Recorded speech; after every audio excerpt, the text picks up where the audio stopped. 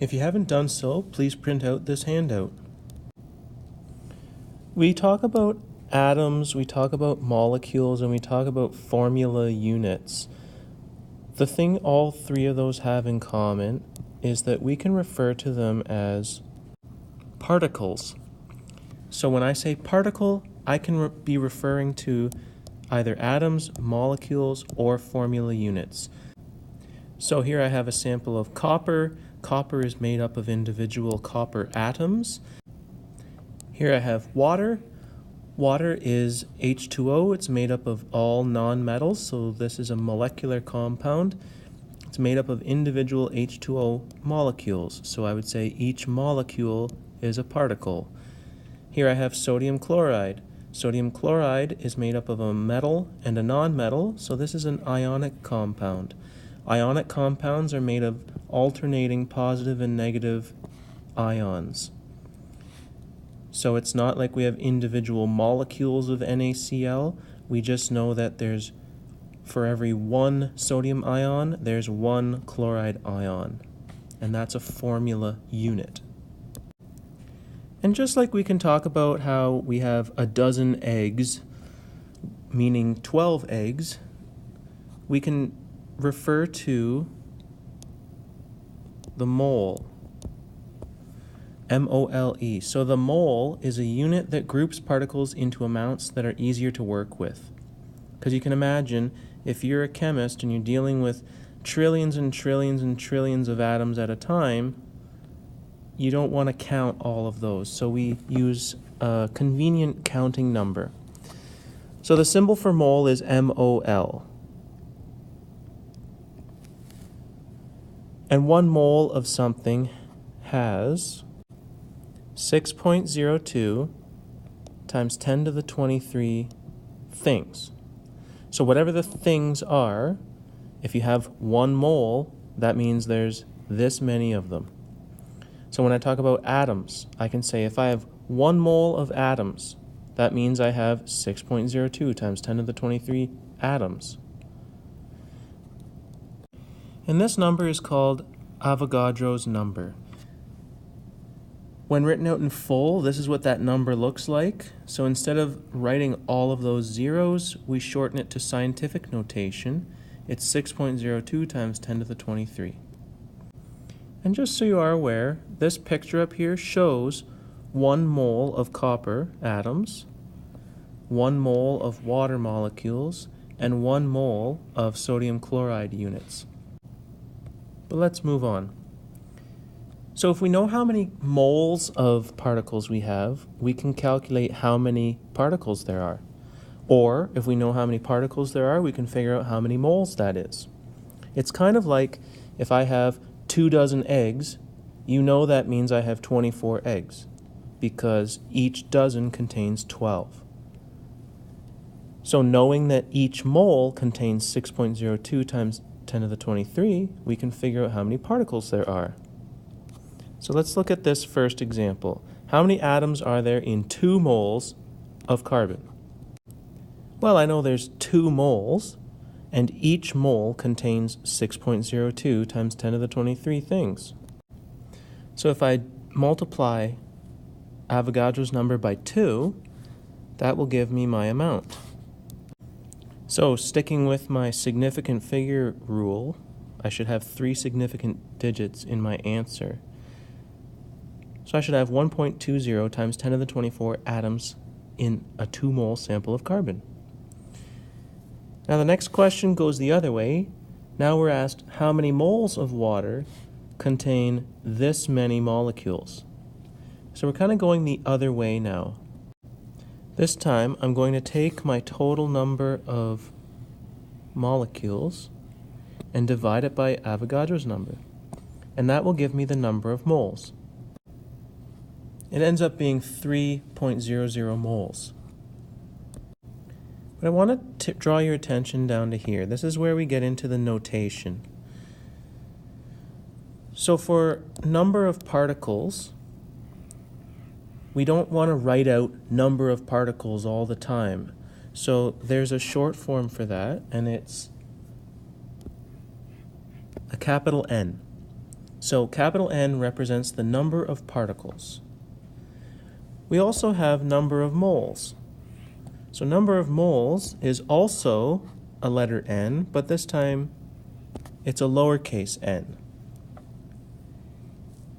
And there's another N, a capital N with a subscript A. So Na is Avogadro's number. So you don't have to write out 6.02 times 10 to the 23 all the time. You can simply just write N with a subscript A, and people will know what you mean. Well, chemists will know what you mean. Most people won't. But anyway, number of particles is a capital N, number of moles is a lowercase n, and Avogadro's number is Na. And it tells you the number of particles per mole. So let's slide over here to this section. We just saw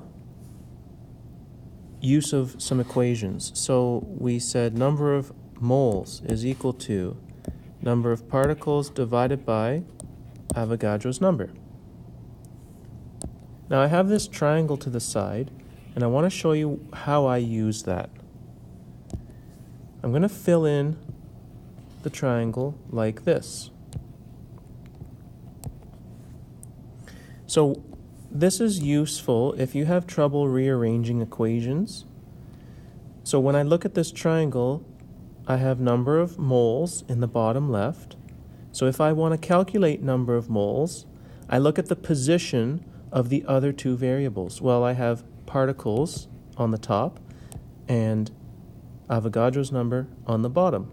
So that means to calculate number of moles, you take the number of particles and you divide it by Avogadro's number. If you want to go the other way and calculate number of particles, you look at the position of the other two variables. They're beside each other, so that means you multiply them. So number of particles is equal to number of moles multiplied by Avogadro's number. So I can write my other equation. Number of particles is number of moles multiplied by Avogadro's number. And we're going to use these equations to solve some problems in the future. We'll either be calculating number of moles or number of particles. So let's flip the page. So on the next page I have a couple of examples. I want to work through them for you. The first question says, how many iron atoms are there in a 3-mole sample of iron? So first thing we have to see is, what is the question asking us to find? It says, how many iron atoms are there? So if it's asking for the number of atoms, remember atoms are just particles. So it's asking us to find N, capital N. And what's given? Well, it says it's a 3-mole sample. So that's the number of moles. If we use our formula, number of particles is number of moles times Avogadro's number. That means we have our 3-mole sample multiplied by Avogadro's number.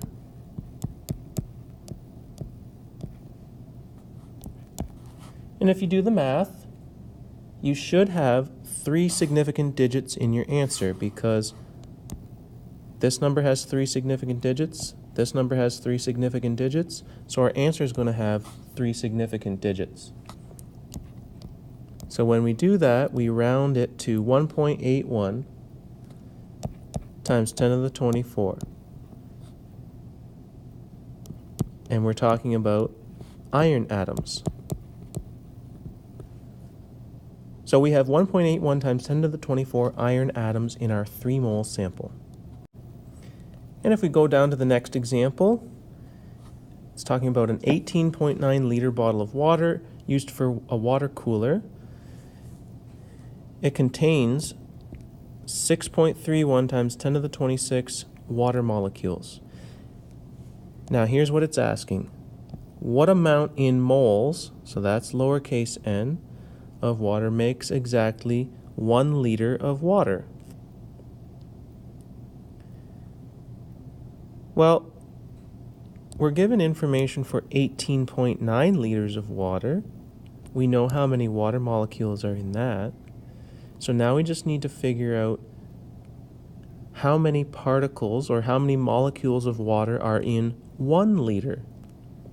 Once we know that, we can change that into moles. So I will take the number of water molecules in 18.9 liters and divide it by 18.9, and that will give me the number of water molecules in 1 liter.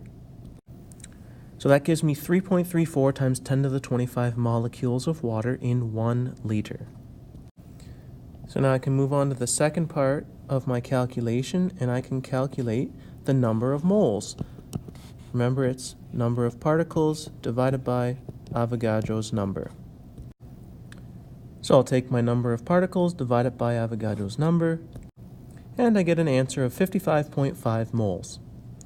So that's how you use these equations, and you can move on to the practice.